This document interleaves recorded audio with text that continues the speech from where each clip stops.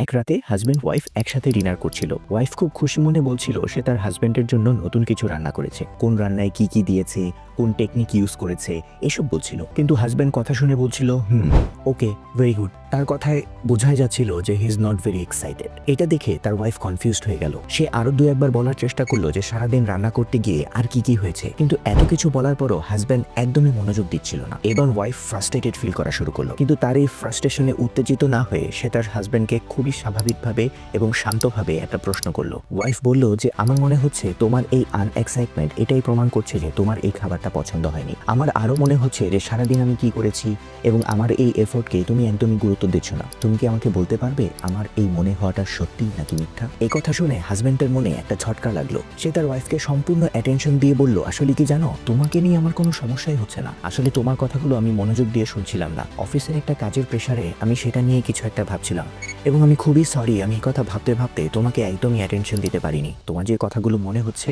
সেটা সম্পূর্ণ মিথ্যা। এই ঘটনাটায় কি প্রমাণ হলো জানেন? প্রায় আমরা আমাদের মনের কথা ঠান্ডা মাথায় শেয়ার করি না। মনের নেগেটিভ ভাবনাগুলো আমরা নিজের মধ্যে রেখে কষ্ট পাই অথবা খুব বাজেভাবে রিয়্যাক্ট করি, and that creates all the confusion. আমাদের প্রত্যেকের জীবনেই অনেক কিছু ঘটে থাকে যা আমাদের মনোযোগকে আটকে রাখে। তাই অন্তত কাছের মানুষেরা একে অপরকে ভুল বোঝার আগে একটু কথা বলে নেওয়া যায়, তাহলে দেখবেন ঠিক সেই মুহূর্তেই অনেক কনফিউশন দূর হয়ে যেতে পারে।